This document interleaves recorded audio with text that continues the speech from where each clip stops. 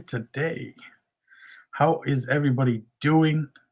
I figured I'd do a little Q&A today. I did a video today because I had somebody answer. Someone told me I should make a video about what is um, two of the biggest things to overcome in my reselling business. And I made a video and I pieced it together, and somehow, some way, it would not all gel together for some reason. And I spent a lot of time on that video this afternoon, driving around trying to get some good views of some things and talking. So I figured I'd just come on live and do it because, hey, sometimes it just beats doing making a video. But let me see here. Let me get into this a little bit. Let me close Facebook because Facebook is going to drive me crazy at the moment. All right, so what's up, Tracy, Blackberry, Tristan T, Jason? Gretchen's loving her new car. That's a good thing. I think she is. I don't think it's going to be too long. She'll probably trade it in for something eventually. She wants a new Jeep pickup truck, so maybe she'll get one of those eventually down the line. But anyway, we'll get into, and if anybody wants any questions or speak about anything while I'm going into just talk about these this subject for a little bit, you guys can just put your questions over there and I'll get to them in a little bit. But somebody was talking about the two biggest hurdles I had to overcome in my resale business. And I think it's actually two of the biggest hurdles most people run into selling. Number one is capital, I guess. Money.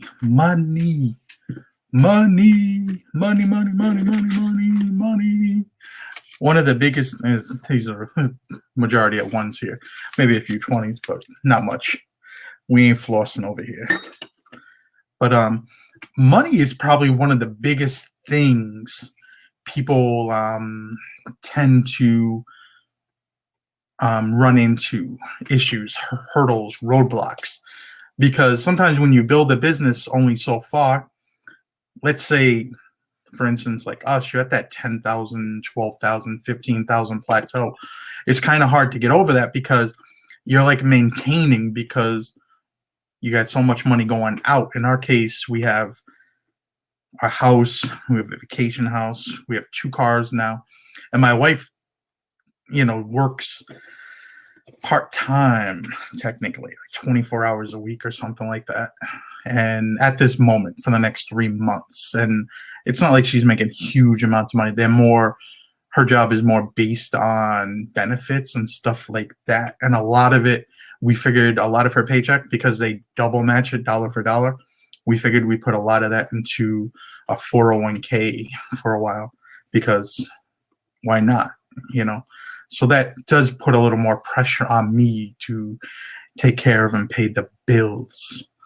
But anyway, you have so much money coming in, so much money has to go out. You got bills. You kind of, and this is something I haven't done ever, and I probably should. I'm not lean. I don't cut down on certain things. I'm not going to go on vacation, or I'm not going to have cable, or I'm not going to have, I don't really have the newest cell phone. My cell phone's quite a few cell phones back.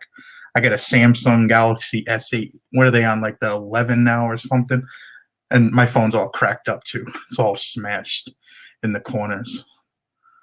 I don't know if you could see that, but it's not really doing too healthy. And I use this thing to take pictures. This is what I use pictures. I'd love to get a new Apple phone. I may. We'll see what happens with that, the new Apple One. But anyway, sourcing capital becomes an issue, because to grow, you need more money. There's certain ways and certain things you could do it. I think when you start off very early in your business, you kind of don't want to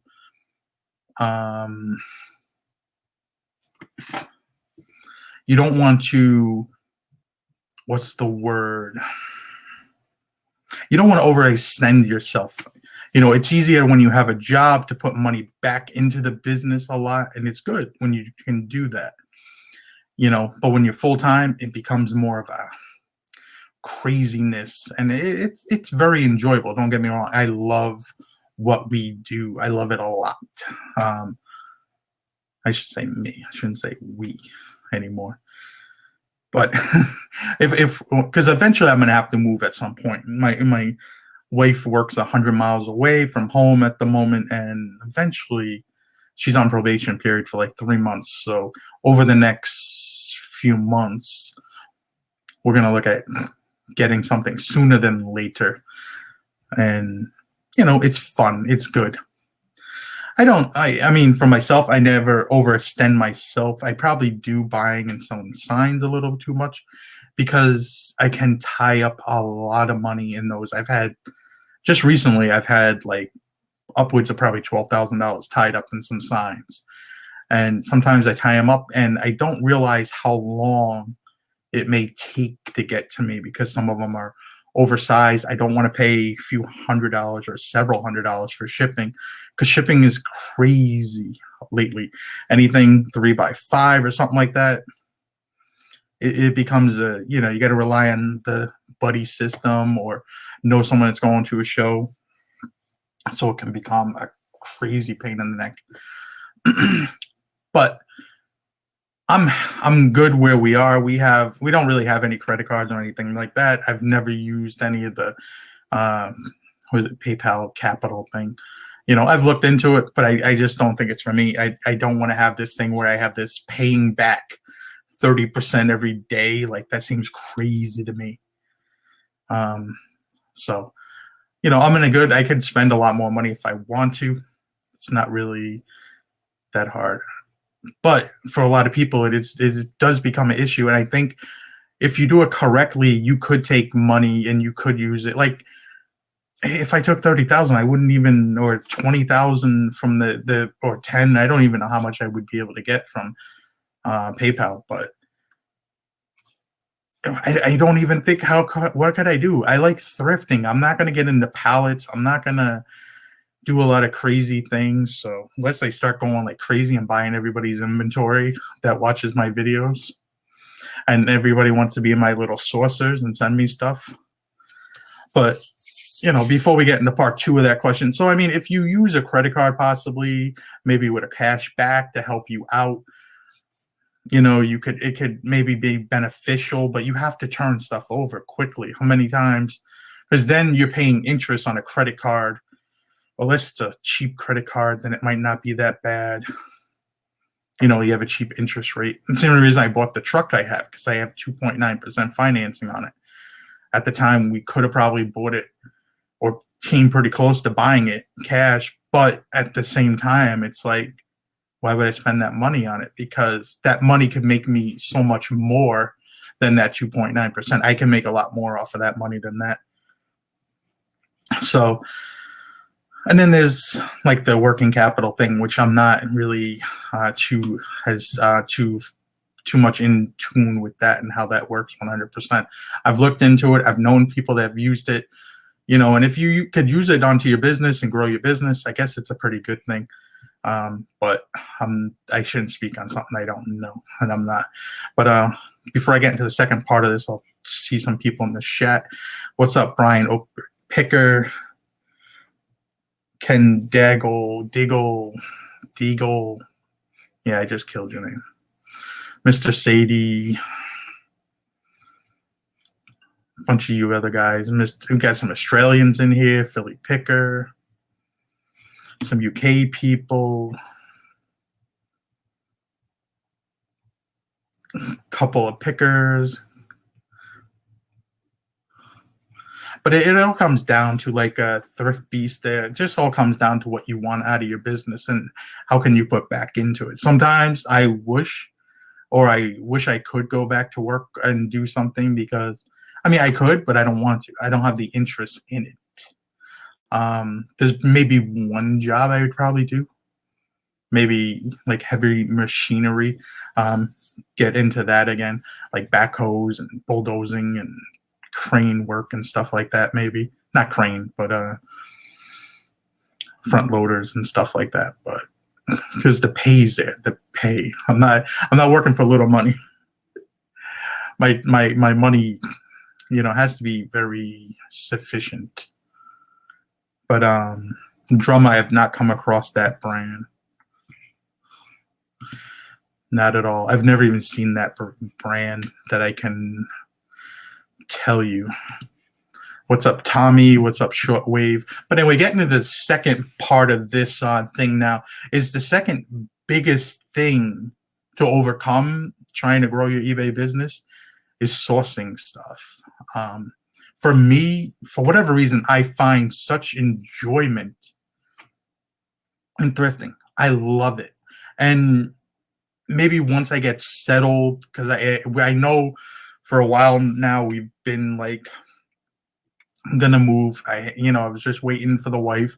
She had a few different transfer opportunities, but working with JetBlue, what happens is if you put in the transfer and somebody's like has more time than you, of course they get that position before you do. So you have to, and some of those positions, like you're waiting like 3 months just to hear a word.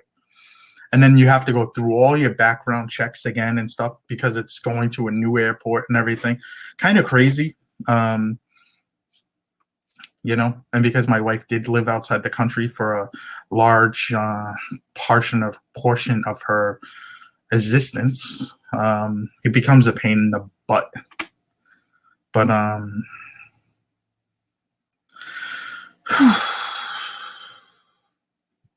what was I gonna say? Oh yeah, back to thrifting and stuff like that. Sourcing. I enjoy thrifting. I enjoy, I haven't done it too much, but I've bought some stuff from people and I've had mixed results on buying big bulk orders of stuff from people. There was one thing I bought one time, sight unseen, based off of a few pictures. It was about 100 probably pieces of clothing. They sent me a lot of pics. Once I got this stuff, this is probably 2 years ago, and I was able to make some money, but more than half of the stuff got redonated.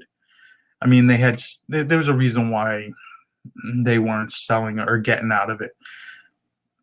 They had all the stuff listed on eBay, so I could easily see what they had, but crappy pictures and everything like that. And I bought it, and it was a crap load of stuff. So now, based on doing that, I have to see stuff for the most part, because it just did not work out for me at all. That one, I made some money off of some things, like this last lot of stuff I got from the basketball player was good stuff. It was a lot of stuff I probably wouldn't have picked up. A lot of the sweaters and some of a lot of the shirts I wouldn't have picked up. A lot of it's like $20 to $25 stuff. If I seen these in my thrift stores, they probably would have been priced between $5 and $10. And at $5 or $10, I don't want to flip things to make only $20 or $25. As most of you know, I have a very high ASAP of around 75, and I like to keep it in that neighborhood. Not to say I won't pick up smaller, cheaper things, and things I can pay $5 and I can flip for 25, 30, or I think will move fast. I think is always a good thing. Because you have to have variety. Not everything everything I sell is not going to be high dial price. I need a variety of things, and it brings people into my store, having the variety. But anyway, back to the other point of I love thrifting, but there's flea markets. You can get stuff from auction. All depends on what you really want to sell and buy. Also, I deal with more menswear. That's what we've now focused on, and it's become the pyramid of our store. It's been all. That was that didn't come out too well, did it? But that's what our stores turned into, is this big, for the most part, menswear and some higher end designer women's wear and designer menswear for the most part. I think a huge portion of our store, probably 30% of it, suits and sport coats, another 8 to 10% ties, and so on, etc. So it's become a lot more oriented towards men. I think maybe 10 to 12% is about women's stuff. And I sold a woman's Laurel Piana top this week, so this weekend. So that was pretty good. I bought that with 2 other pieces that will probably take forever to sell that are not Laurel Piana, that were Luciana Barbera women's, and the women's stuff does not sell for all. The men's stuff does okay, but it's kind of a brand that seemed to Italian maker that's like up and down. It sells, some stuff sells fast, some stuff takes forever. Doesn't seem to have a huge following, but it does sell from time to time. People do like it. But there's lots of the ways, like, some people are not going to, like, I'm able to go out, and when I go out, I hit anywhere between, I'll take a trip to Boston, or I'll go into New Hampshire or Maine even, or maybe I'm going to Connecticut or Rhode Island, and I like to hit as many stores. Our stores are open for the most part. Goodwills are open from like 10 to 6-ish. And then Savers are 9 to 9, and then Salvation Armies, I think, are like 10 to 6 also.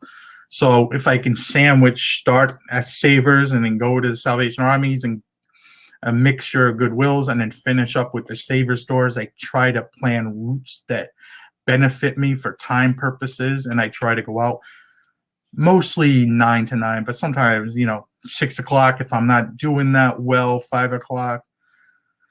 Just depends. Like, if I'm doing really well, I might just say, you know what? We're having a good day. Let's cut it loose and go home. And then other days, it's like, oh boy, this is a long day and it's not doing. Like, I did a video a few weeks ago, and we went to 12 thrift stores. And the last 6 thrift stores, we found one item. There was 4 stores in a row where I didn't find nothing. And I kept on going. And then I went to a few retail stores after, like Marshall's, just looking for the yellow tags, thinking like, hey, I'm going to find something. Not every day is going to be good. Like the one day we went to one store in Boston and we paid $120, found a bunch of really nice suits and ties. And that was like a little over 2 weeks ago. I've already made $1,400 off of that one thrift store and that one stop we had that day. But that's not every day. Every day doesn't happen like that. If every day happened like that, I'd be living on a beach house, but it doesn't, But it's forming ways to get stuff, trying to formulate business plans and how to get stuff, and like partnerships, or not partnerships so much, but like buying people that people that you can buy from on a regular basis. Like, we have a few different people I work with occasionally, but mostly it turns into like a few pieces, here and there. I may get and be like, hey, I came across this blazer, I came across this suit, are you interested? And it'd be like 3 suits. But since I live in the area, I can pay them what they need and move on and list it and so on, etc. Or they go to estate sales. There's one guy that does a lot of electronics that we've bought stuff from in the past. And if he sees something he thinks I'm interested, he'll sometimes shoot it from me from the estate sale or something and say, hey, I need, what's this? I'm paying $5. Can you give me 20? And I look at it, I see what it is. All right, I can do it. I'll meet up with him. He lives in the same town. He's a guy a few years ago I got a pair of speakers from for $50, and I sold them for like $400 or something like that, and it cost me $250 to ship the speakers. I had them for local pickup only.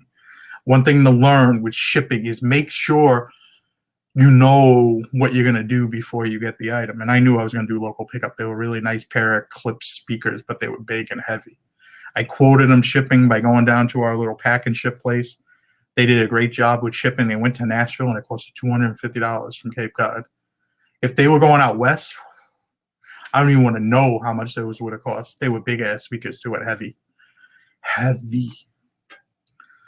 But sourcing definitely becomes a issue trying to grow your businesses and everything like that. It's one of those things, and it depends on how you're going to do it. Like, if you're a mom and you have kids, like, how often can you really go out? Or, especially if you have young kids, if you don't have kids and you're home, you can go out when they're at work or something. I mean, at school, but it's kind of hard when they're at home in that early age.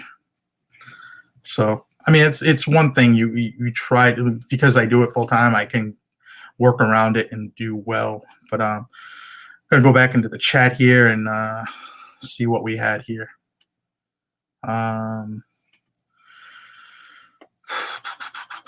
I quit eBay 6 months ago, still watching you and Craigslist. Oh, that's crazy. Why would you quit eBay? What happened? What's up, Krillin? How you doing, brother? Nice of you to stop by. Krillin lives too far for me to do anything. Thrifted 2 Laurel Piana suits last week and heard your voice in my head when I saw them. Neither had a size. Recommendations, how to come up with the sizing. Mostly with the sizing, what you want to do is just measure. Take your tape measure. And you measure the pit-to-pit measurement. And let's say the pit-to-pit measurement was 44 inches. It's basically, you're going to subtract 4 inches. It's going to be, well, between 2 to 4 inches. It's most likely it's going to be a 40, and that's where you want to be. Suits are a little bit more, it depends on this a lot of newer suits are only 2 to 3 inches, because a lot of suits now are going towards that slimmer fit. But I'm assuming they're more of a looser fit. And you never, when you measure something, just on, if you're measuring something and it comes up like 3 inches, and let's say it lands on like 41, you're like, oh, say it measures 45 and you take off 4 and it's a 41. You kind of never want to list anything as a 41. List it as a 42. Like 3 inches should be more than sufficient enough. And because a lot of people do not look for odd number suits like 41, 45, 39. I've seen even ones like 47. It's like, I pass on those sometimes at thrift stores because they will sit very specific. You have to find a very specific person, because not everybody does that. Only a few brands even do that. Like Brooks Brothers is known for doing that with those things. But, measure them up, and you want to measure the length of the sleeve and make sure the sleeve is somewhere between 24 and probably 26.5 to be a regular. The tail, depending on the size of the jacket, should be somewhere between like 29.5 and 32.5, depending on the, to be a regular. If it is like a 38, let's say, and it had a 32, the length was 32 from the bottom of the cowl, then it's going to be a long. So always something to think about. I've made videos like this. A few years ago, I had a video where I did it on Endless Entrepreneur's channel, talking about suits and stuff. It was a really good video. I don't even know if he has a channel anymore. I don't know whatever happened to that boy. What was his name even? I don't even remember his name. Damn, I should. He lived in Carolina. No. Where did he live? Charlotte or something like that? What was his name? He came. Can't remember. Hey, Ronnie, can I talk about Genevici? Seen some things with the name are cheap and some are super expensive.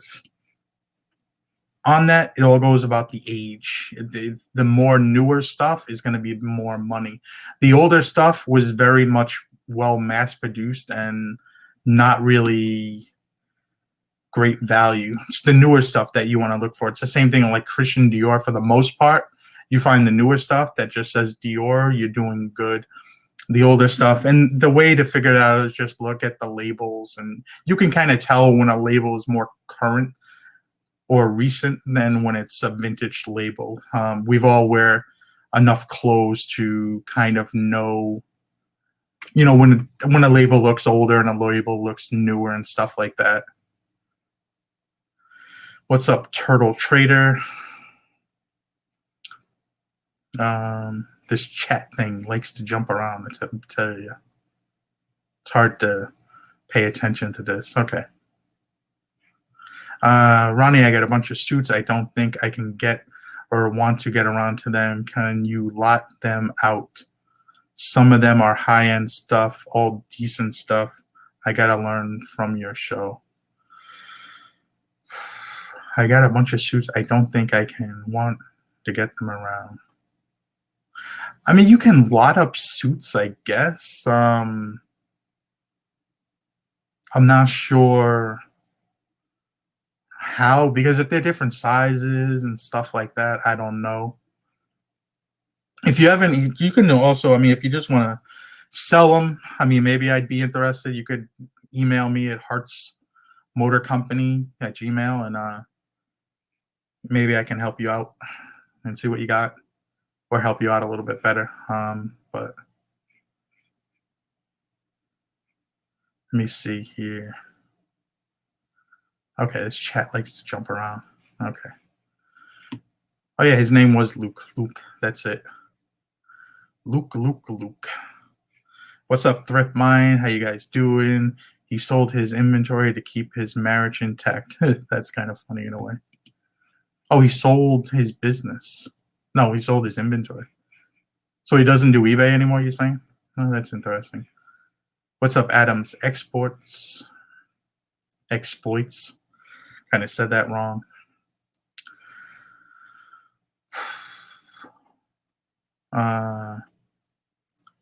Yeah, I kind of got all screwed up with the chat here on this side, definitely for sure. But anybody else have any other questions while I can think of anything off the top of my head? It's been a decent week for the most part on eBay here. I'm not going to lie. It's been all right. It's been pretty decent. I think I did like 180 yesterday on 2 sales, which was, and one came late, like one that came after I went to bed. And then I had I think I only had 3 sales today. One guy bought 2 suits and another guy bought a jacket. So that I got retail arbitrage. So it was kind of good. It's been a nice like $300 and something day today. So what's up, Melissa? How you doing? I haven't seen you at the stores lately I haven't seen you in a long time. Back from burnout. How you doing from Australia? Suits are like a minefield. Suits are like a minefield. I was so happy to find a wool Burberry suit, but can I even sell it for £60? You know, it's weird. A lot of suits, they just take time. Like you wouldn't believe how long a suit takes. We've had really nice like Brioni suits and stuff like that, or trying to think of the other, because I just sold a Brioni suit that was really nice a few weeks back, and it took us literally 6 months to sell it, and I didn't think it was going to take that long.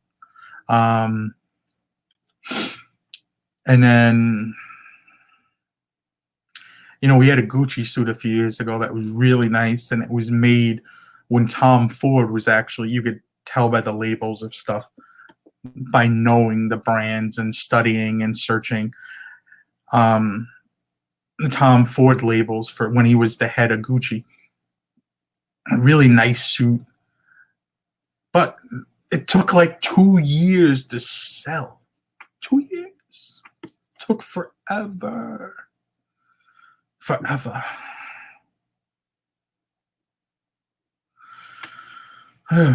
What's up, Mr. Dallas, brother? Haven't seen you around in a long time, my brother. Do you have a death pile? No.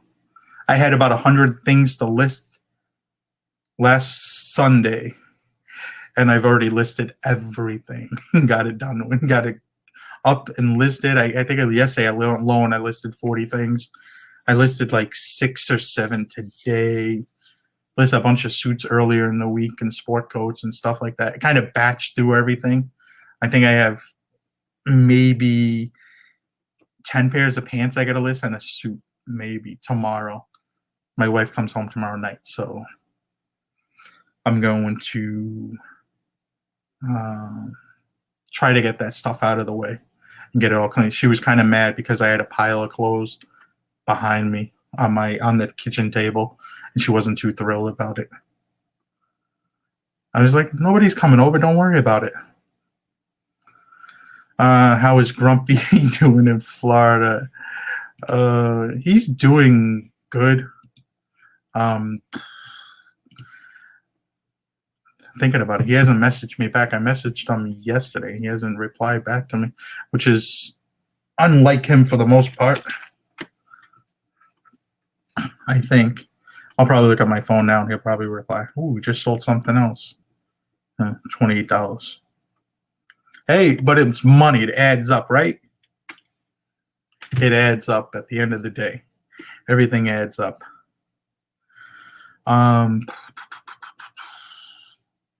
Clothing sells so slow. Sterling silver even sells faster. Sterling silver, I mean, sells fast. You could lot it together and everything like that. I've never really, I think I've only found one silver piece, maybe silver spoon or something. We got it kicking around the house somewhere. I don't even know where it is, but I know it's around here somewhere. Ronnie, your thoughts on Hart, Schaffner, Mark suits? I seem to do pretty good on them. I've done okay on them. It's definitely bigger sizes and more current labels do better for me. If I can find them in like a 50, I mean like a 46, 48, 50, those seem to do better for me. I had a bunch of nice ones that were only like a few years old and they took a while to sell for whatever reason. But they were right in that death size where it's like 40, 42, which just seemed to take forever when I get those in that size. It's like 40 to 42 regular is like a very regular size. That's like like a medium large in that area. So a lot of men are medium large. There's a lot of suits. You would think, oh wow, a lot of people looking for this because that's where a lot of men's sizes. But the problem is you have so many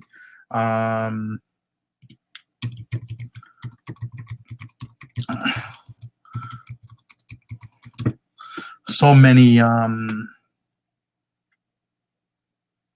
many jackets more available for that. It's like two different brands. Let's say you have Ralph Lauren and you have Untuckit, and one brand's newer than the other. Untuckit's a newer brand.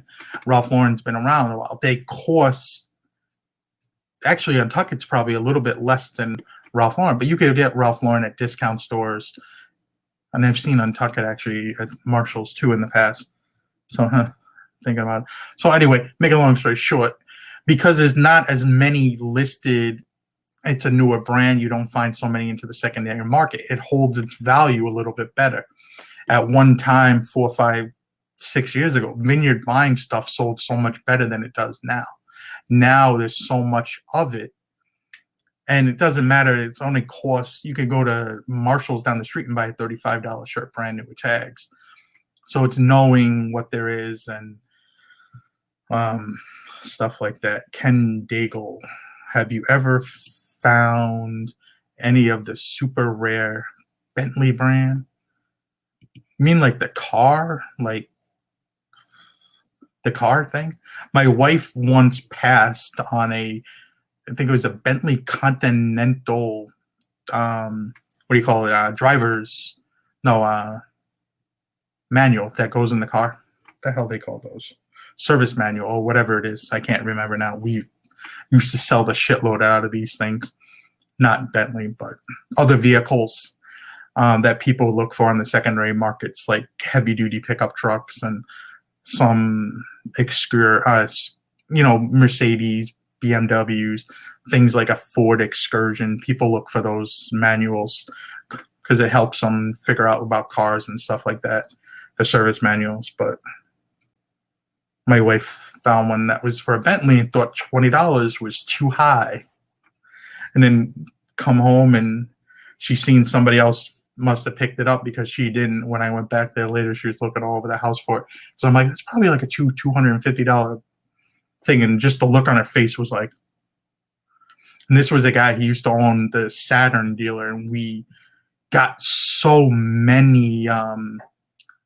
We actually cleaned out his closet over like 3 different trips to this estate sale, and it was like every time I'd go there, I'd find more stuff. And it was like I found everything from bow ties to suspenders, shoes, Laurel Piana slippers, Trafalgar suspenders, really high-end suits. I mean, this guy had just a weird variety of stuff. Yeah, Gretchen's still at the airlines. She's at JetBlue. She just actually transferred to a different place, and for right now, that's what we're doing. Joseph, I put the email in the chat a few minutes ago. It's Hart's Motor Company at gmail.com. Callie Picker, how you doing? Wow, seeing a lot of you old guys coming in here today. How you doing? How you doing, Mr. Ronnie? Been a while. Dallas Moore. Was just looking at an interview I did with you. Man, that was a long time ago. That's crazy because it had to be a long time ago. I often forget that I've been on YouTube now for like a lifetime. I think I'm coming up on like 8 years of making videos over here. And you would probably think I would have like a lot more subscribers than I do or something, but I stop and go so often where I get like real, what's the word? I get real excited about YouTube for a while, and then either something will suck the life out of it. You know, there'll be like some type of issue or somebody starts talking shit, and I'm the kind of person I just want to put it aside. Like I don't try to look for trouble for the most part. I know my frankness or my ability not to ask his kind of bothers a lot of people, you know. And that's just the way I am. I mean, either you like me for who I am or you're not. I'm like sandpaper. And unfortunately, my tongue's like a machete half the time. A lot of people don't like it, but it is what it is. I try to be nice.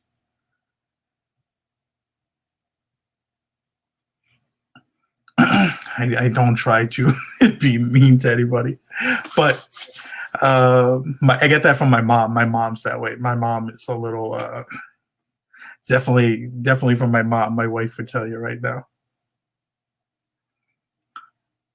What do you think of Barney items? Seems like there's the most value that come out of that clothing store. I mean, there's a lot of items that come out of like Nordstrom's or Barney's, Saks Fifth Avenue, but sometimes a lot of it's just the store labels, and they'll be with another brand. You know, they make it for that store, so you kind of just have to, be careful. Some of it's not bad. Like we have some sweaters that they were cashmere though. I picked them up because they were cashmere from like Saks Fifth Avenue and Nordstrom's and stuff like that, and they've done okay. You know, it does help that they're bigger sizes and they will sell eventually. People like cashmere sweaters. You know, certain materials are always good to look for. Now, like if you get club room cashmere, it's probably not going to sell all that great. I mean, it may sell great, but not for a high price, is what I'm trying to say. Let me see. Priorities changed. Medical reasons made me stop picking. And I hope you get better. So you're no longer the Cali picker, actually, then you're the Michigan picker. But I hope all is well.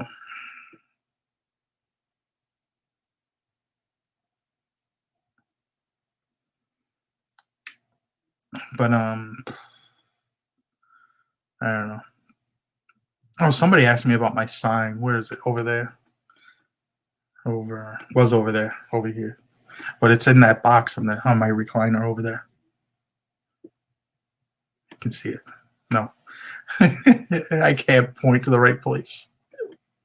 But it's on the recliner behind me. It's finding a new home. I was telling my wife we have to clear out a lot of this house. If we're gonna move, we have to clear out the house and clear out the storage unit.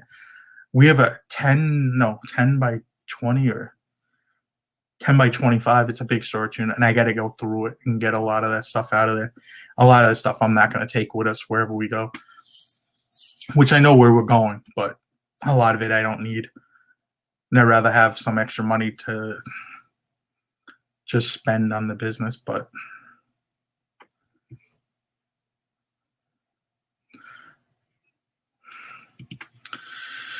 Ronnie is good to good people, but if you're a turd, he will tell you to lie in the yard quick as hell. Oh boy. That's a good way to put it, Tommy. If you guys don't know, Tommy Bernard is having a show in about an hour, 8:30 on his channel. He's having a lot of Josh on.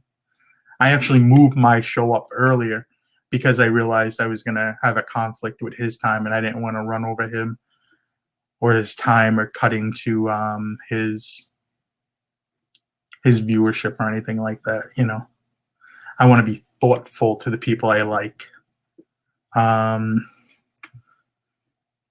That's why Pickers Church rocked. You and Chad had some freaking cool drama from Peeps.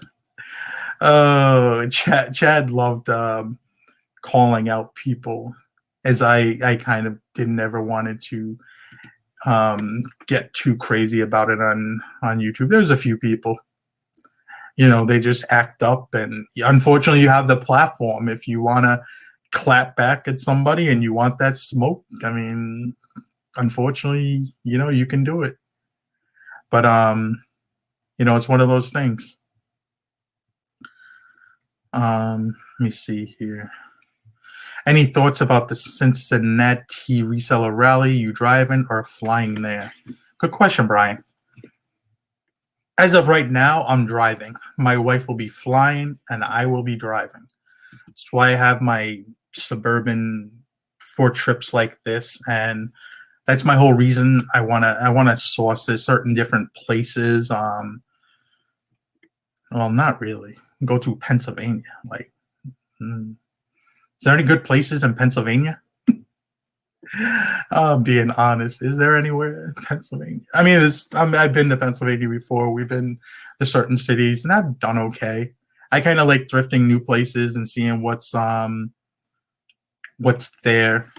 Now, the resale rally, for you that don't know, is going to be on September 26th. It's a Saturday. We're renting out a whole river boat. So it's going to be kind of cool. We're staying at the Loft Hotel right down there. It's very close to where the boat docks. If I could remember the name of the boat, I would tell you, but I don't. There's going to be dinner and everything. Going to be some little stuff for everybody, you know, and I believe it's going to be $100. Pretty sure it's $100 a person. We have 200 people we could invite. Love to have more people come, but there's only so many people you can put on a boat, and it's not up to us. And I think they're allowed so many, but you got staff, and then you have us, and all our wives are going to be there. It's going to be me and my wife, probably. Damn, just running a blank right now. John, Cincinnati Picker, Lonnie get Garage Flips, and also Craig's Peatless Hunter, Craigslist Peter at Craigslist Hunter. And everybody should have their wives with them, I believe. I'm pretty sure of it. So it'll be fun. We did this a few years ago, me, Chad, and Pete in Cincinnati. And we kind of learned from this one a little bit different, planning this one. Less bullshit and just do this. No freaking hotel and craziness. Last one we learned some things from. But there's going to be dinner and everything served, and it's going to be fun. It's always... Oh, I thought that was like a police light for a moment. I was like, yo, what's that? What is going on over here? But tickets will go on sale at 2/20/20 at 10 o'clock. Maybe I'll put those links down below in the morning. So, and I have a feeling they're going to sell out pretty quickly. The last time we did something, it sold out like an hour, and everybody's channel is a lot bigger now. It's kind of crazy how big everybody's channel's gotten. You got like Pete with like, I don't know, Pete has to be near like 150,000. John's probably close to 100. Lonnie's maybe 70, 75,000. Me, I'm bringing up the rear, baby. Hey, here I am. But it's fun. I love it. I love it. Golden, now Chad, he may, it kind of depends on how he's feeling and how everything's going with him. You know, if he's feeling good, he's gonna come. I may drag him there. I've been trying to get him to come back to YouTube, but he's stubborn at the moment. I'm hoping next month, but it just depends on how all this moving and everything goes. I want to go and see him. I want to drive down the East Coast and do a little picking also while I'm at it. I'm going to teach my wife to ship, so when she has to work and she can't take off more than 2 days right now for the next few months, and technically she's on call whatever day she doesn't work because of the probation period. So I can do some thrifting alone, which I like to do because I can thrift all day and then drive, and then thrift all day and drive. I'll sleep in the back of the truck. I don't care. I'll sleep in the front seat of the damn truck. Put some blanket. No, depends on how far we get. We up north. I ain't sleeping in the damn truck. It's too cold. But hopefully he comes. I mean, I'm gonna see him though, and I'm gonna try to break him out of his shell that he's been in. See if I can see what's going on with him. It's hard because, you know, you're so close to someone and you talk to him on the phone. I talk to him kind of regularly, and, you know, you never know where somebody really is, you know, till you see him in person. I've known him so long, he can't lie to me when I see you in person, buddy. The Chicago meetup was a lot more work than it was, and you know, it was good for what it was, but the costs and everything involved in that, just because of doing it in Chicago, it's no different if like we would try to do something like in Boston. It becomes too expensive just to rent the event is like, I mean, just to rent a space, a conference center, or a place for a wedding. I mean, anybody that's ever had a wedding at a hotel, you know what it's like. It's like, in especially a really good place, 10 grand or more some places. I mean, there was places when we were in Chicago and they were like $30,000. It was like, yeah, that's not going to work. Sorry. We can't do that. Like, no. And there's a lot of costs that you don't even think of adding up, like the payment processing fees and stuff like that. Just to process payments and stuff like that is 3%. It's crazy.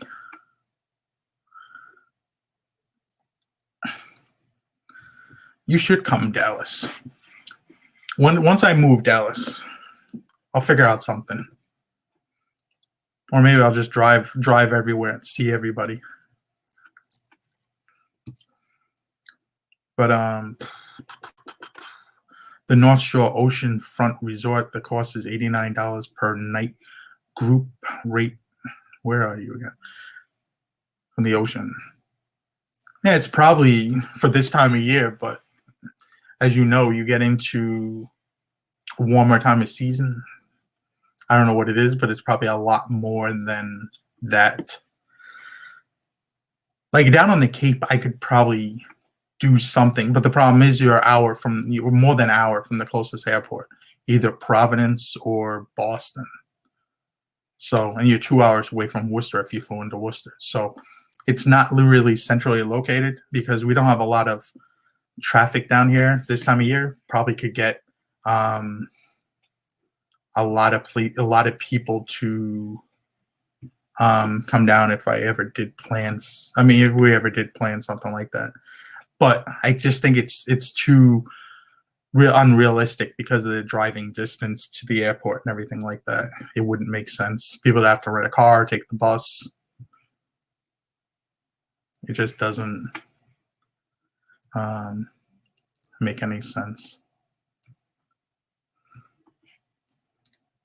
You know what, Dallas? You should come up here when they have the Brimfield Antique Show. That would be more your speed. That's fun. Some deals to be had, but a lot of overpriced stuff, but it's fun. It's like 5,000 vendors set up over 3 different weeks. And that's actually the area where we're looking for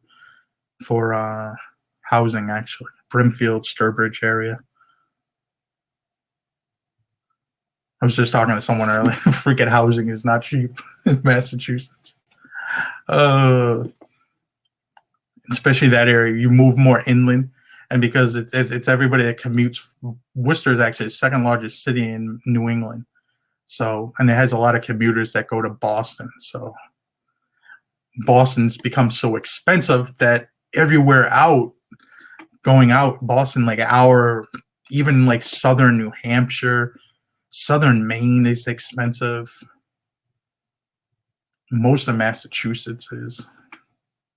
It's crazy. Like up north here, prices of property, rents, it's not cheap. If you want to look, go on the Craigslist and go under housing and check it out. You would be freaking shocked by some of the prices. I was just talking to someone and we were looking at a difference of $900 in money, and mine was higher, and they had double the space too. And a garage. I was like, what? How is this possible? But it is. Maybe one day we'll move somewhere more affordable, or more, I don't know. I seen this thing the other day. I was on Instagram, and I always look on Instagram, and they had I follow like a bunch of different things, like barn houses and firehouses that people turn them into houses. And I seen a firehouse that was in Baltimore. Unfortunately, it looked like a nice area, and it was like $400,000 for this whole firehouse, but it needed to be redone. But that thing was nice. I liked it. I would have I would have needed Dalmatian for that and everything. But that's like the house I would love to have. Whole firehouse and make it into your own. Something like that I think would be freaking awesome. But when I think of Baltimore, if you ever watch The Wire, that's what I think of. And it's like, nah,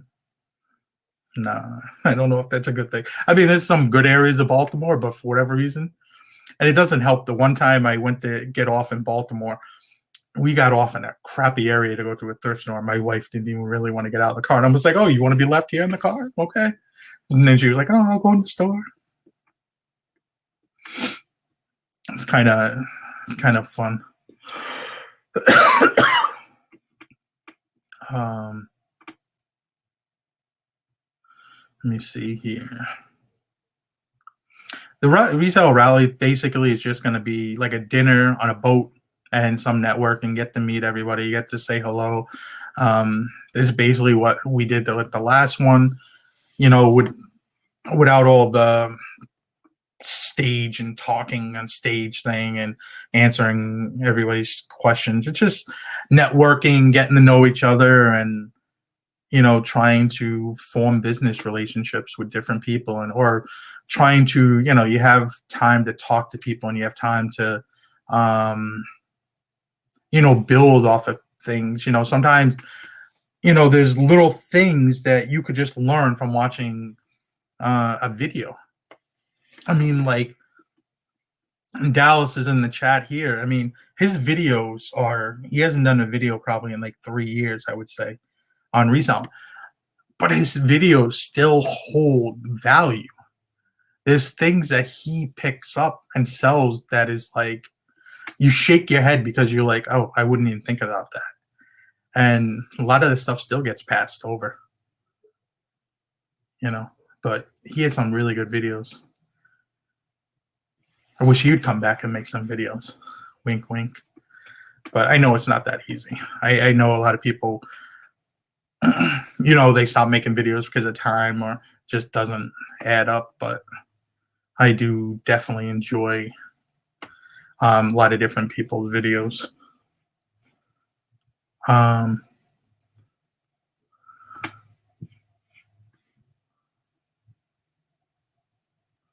Let me see here.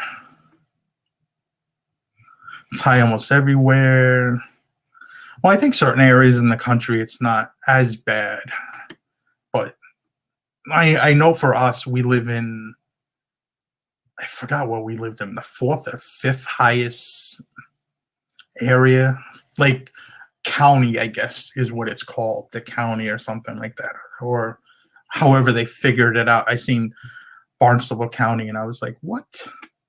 But we get lumped in, and I think of some of it we're a little bit more higher because you also have to include the islands of Nantucket and Martha's Vineyard, which my wife turned down a job at running the airport, and was it Martha's Vineyard, I think, because of housing. $10,000 a month was the rent for a house. Like you could have rented something like a hotel room, like a converted, like that size of something. I think it was like $4,000. Like the house would have been rent. The house would have been more than would have been more than the what she was making. And then she had a chance also to possibly go to Grand Cayman, which was another like extremely expensive place. And what would I do? I was like, if they're willing to throw in housing, like I'll take 6 months and go, and then we can go somewhere else. But I'm willing to do anything for a few months anyway. But I'll be a stay-at-home dad or something. Stay-at-home dad with I'll get a cat or something. Baltimore's body bag city. That's messed up. I wonder if you ever see a old picker shed turn into a house.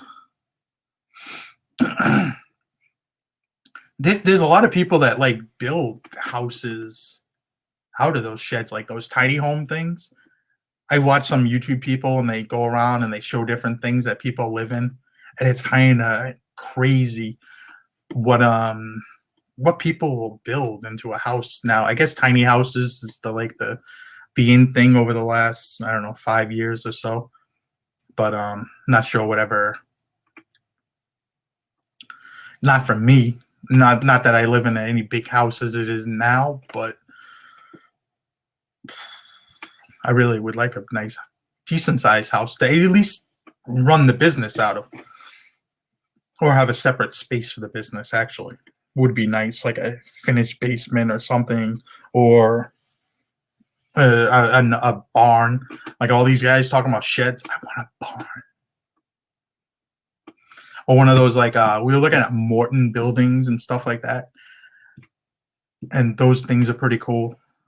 They can do a lot of things with those. So we were thinking if we get some land to do something like that. Let me see here. I wonder whatever happened to Crazy Picker Life. I really enjoyed their videos too. Another, even though they don't do anything close to what I do. They don't sell clothing, but the stuff they picked up and the way they pick stuff up and talking about their business and how they ran the business, there was a lot of good information. If you guys ever get bored, go look up their channel. I mean, a lot of good information. I mean, I guess dealers, you either like them or you don't like them, but I'm on board. I'm gonna hit him up. Maybe we'll take that yard sale thing he does every fall and tag along. But I really like their whole setup. I thought was really cool, and they moved on to a bigger house and got the family involved in the business. I mean, I think that's really what you want to do with this, man. That's like everybody's dream, probably, to have their kids interested in the business, or at least teach them the business so they can they always have that ability. Like if you need extra money to pay for something, like, oh, I can go to the thrift store or I can go to yard sales the weekend, and maybe you want to, you don't have to make a living out of this. It could always be for a little bit of extra cash flow for a new car. That was my thing. When I did this originally, it was to pay for an engine for my car. And then it turned into, well, let's get a new car. Why not? And I bought a 2012 Toyota Camry, which, not a fan of Toyota Camry. A great car, but for long drives, that car was. I'm a truck guy. I'm an SUV guy, a big SUV guy too. Bigger the better. I'm gonna get me my Ford Excursion back again after I get rid of my Suburban. Once I pay it off, I'm trading it in and get me a nice diesel Excursion. If you guys ever watch, what was the name? Hoovie's Garage. He bought one. And this dude always buys and selling his cars, and maybe I'll hit him up. You gonna sell that? I'll buy it. What's up, Commonwealth Picker? How you doing?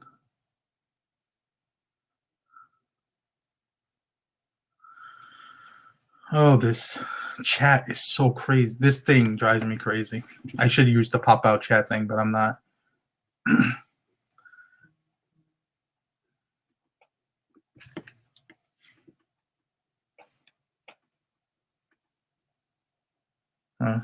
Okay.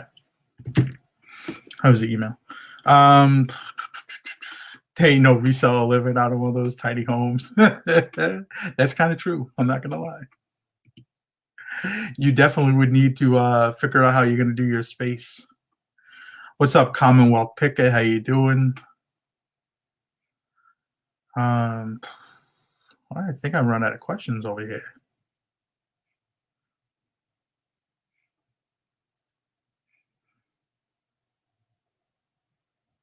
Let me see here. Yeah, I like Crazy Picker Life. Love how their family. I think it's just a really cool dynamic and everything. And I mean, it's one of those things. I mean, I wish, there's people I love their videos, but there's not huge amounts of money in YouTube's, and it does take time. And the way that it's moved now towards like editing videos and everything like that, yeah, it takes a little bit more time. And I'm learning still on the editing videos. My wife's a lot better with editing than I am, and once we get settled, we have a bunch of different things we're gonna do for the channel, and hopefully there'll be a little bit better quality videos. But you're probably never gonna see like these crazy edited videos because time is money, and I still gotta pay for a lot of things.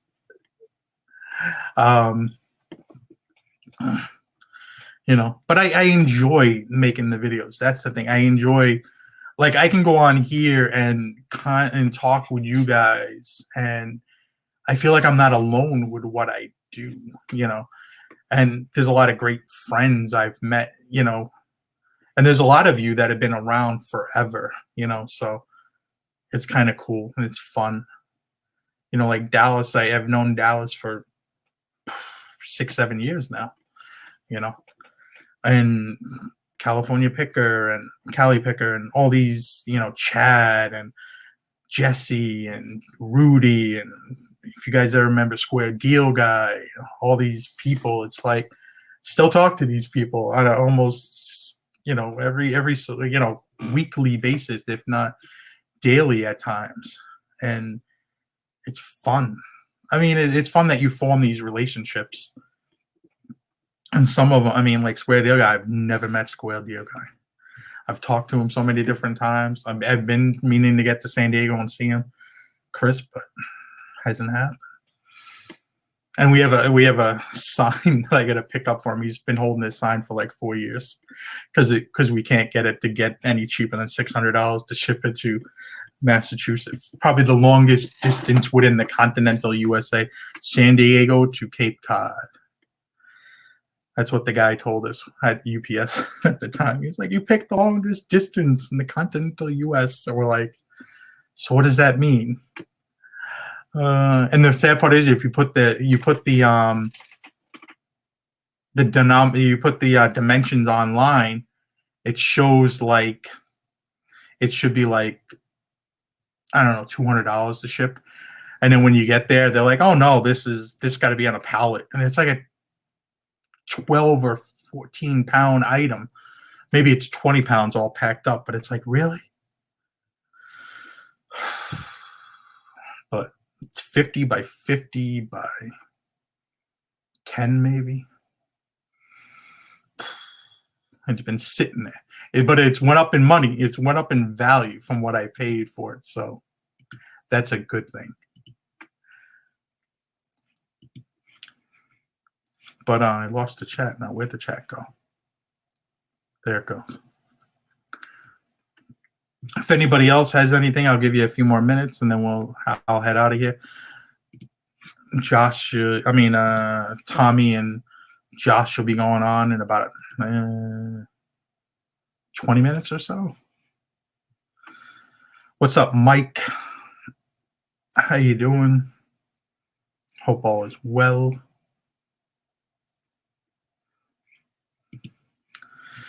What about the new diesel Suburban? Yeah. You know what the word is for that one? Too expensive. If you got like the high Sierra package with that diesel engine, what do you think? 80 grand? Easy 80 grand. Probably more than 80 grand. Probably more than 80 grand. I would bet it's probably more like in the neighborhood of, I'm gonna say 100-ish, because you figure that setup for a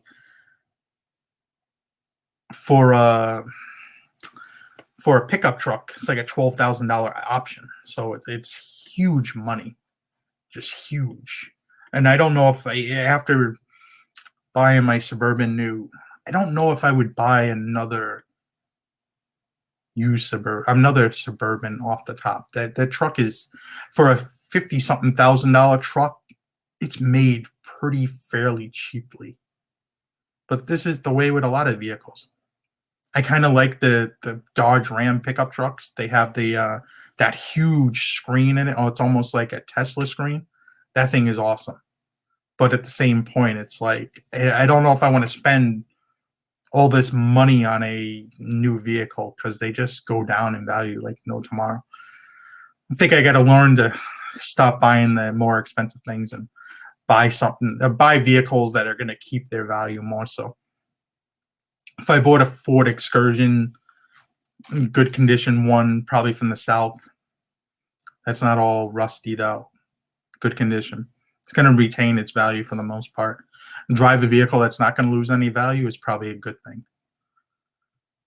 I mean, by the time I'm done paying off my Suburban, 5 years, it'll have 20,000 miles on it. It's not optioned out at all. Has very basic, stuff on it, because the more expensive one was pushing $70-something thousand. It's way too much. I'll be lucky if I get 15 to 18, maybe. Talk about blowing money. But hey, I did write it off on my taxes, so we're not talking about taxes here. That's what my CPA is for. How far do you travel from home to pick right now? Salvation Army is probably about 4 miles. Near Salvation Army, nearest Goodwill is probably about a mile away. I live pretty close to both of my stores. Outside of those two stores, though, the next closest like major thrift store is 30 minutes. The next closest Goodwill is almost an hour away. About an hour away. Like, it's a good 50 miles to get to the next closest. Well, no, like the next closest Goodwill is probably 60 miles. It's up in Quincy. It's almost in Boston. Like, the way our areas, all our Goodwills are in or around Boston. The Salvation Armies are spread out outside the city. And then you got Savers that are probably there's more savers here probably than anything else. It's kind of weird. And savers are a very hit or miss store. Like their prices are crazy. You go in there, you rarely will see a shirt under $10. But you'll find some good stuff occasionally, but man, their prices are like batshit crazy. Mm, crazy. But you find some decent stuff. Yeah, you'd probably not catch me in a Hyundai, that's for sure. I can say that one. What's up, Bill? Haven't seen you around in a long time. You still have that mannequin hanging out in your garage? You retired in 2003 to get a 2004. I love it. I love it. Or another thing, maybe I get a Toyota 4Runner, like not a 4Runner, old Toyota Land Cruiser. That's kind of the vehicle I want when we go to the Dominican Republic, and you can get a diesel one there. They have a lot of diesel ones running around, like mid '90s, to where they have like the locking differentials and everything like that. They're fairly reasonable down there. Actually, more reasonable down there, I think, than they are here. And sometimes they get a little bit of a lift on them and everything like that. And then, nice tires. They got a winch or something like that. You need that for the Dominican Republic, that's for sure.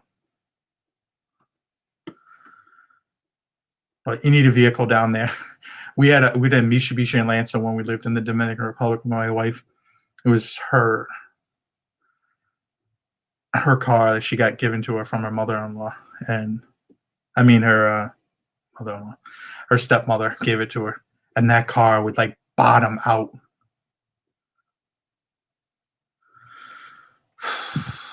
Be on my. Come on, Phil. We're not starting trouble over here today. We're not starting trouble, Phil. BMW i8, most overhyped car I've ever seen in my life. I kid you not. Has a Mini Cooper engine in it. It's not a supercar. Those things, that might be the only thing that's worse than my Suburban going down in value. Like I'll talk about my Suburban losing a shitload of value. Look at a 5-year-old BMW i8. They were like 150, 160 new, and they're like, could probably buy them between 40 and 60 now for a 5-year-old one. And they pipe the exhaust through the sound system on those. I think that's kind of cool in a way. That thing must sound dangerous coming up to it with a little, where they got like a 2.4 liter engine in it.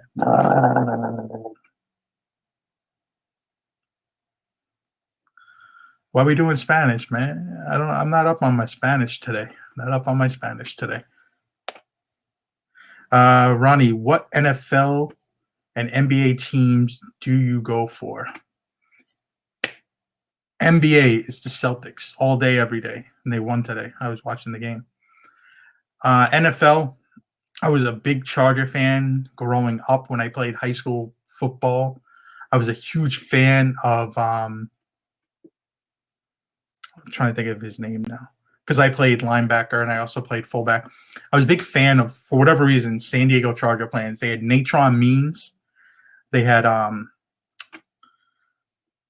Rodney Harrison and Junior Seau, and we all know what happened to poor Junior Seau. And I was actually happy I stopped playing football. I stopped playing football after getting 2 concussions, like back-to-back weeks or something like that, when I was a junior. No, was I a senior?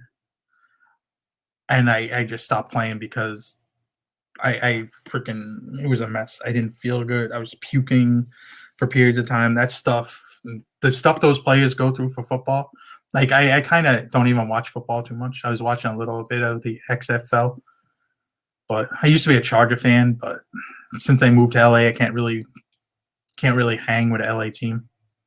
So kind of on my way out of football at the moment. I don't know, when I became a full-time reseller, I kind of sports go on to the back burner. Baseball is kind of the sport that I love, and damn Houston Astros cheated the Yankees, my boys, out of a chance 2 years in a row getting to the playoffs, but they definitely, um, what do you want to call it? Definitely cheated the LA Dodgers. I mean, everybody thought they were trash and their manager was trash, and the team that beat them was cheating, or at least, yeah, both years, right? Or 1 year. Yeah.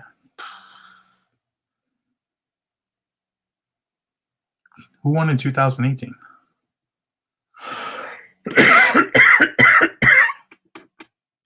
They lost to another American League team in 2018. Who did they lose to? I don't remember. But I'm gonna head off here in a second. On my way out, Ronnie, I'm in Braintree, brother down Cape 2. I did killer prices in Florida shopping comparison to our thrifts here. Yeah, I mean, some places are not that bad here. Some places are better than others. But it's kind of just one of those things. My Mazda CX-9 is sweet. I'm freezing, if you know, and I think I have a little bit of sniffles. I keep trying to catch myself from sneezing. But is that the little SUV? My wife, she test drove one of those for a day or something not too long ago. I actually thought she was going to get it, but she got a Chevy Equinox instead. I found a Xenia tie this week for 10 cents and flipped it for 30 and paid $3 shipping. That's really good. Very nice. Always good stuff. The Yankees would have gotten crushed by the Nats. I was actually happy to see the Washington Nationals win. I mean, that franchise in general, moving from Montreal and everything like that, it was good. It was really good to see them get rid of their cancerous, star and still win. The way they just got into the playoffs and everything like that. I was happy to see them win. It was actually nice.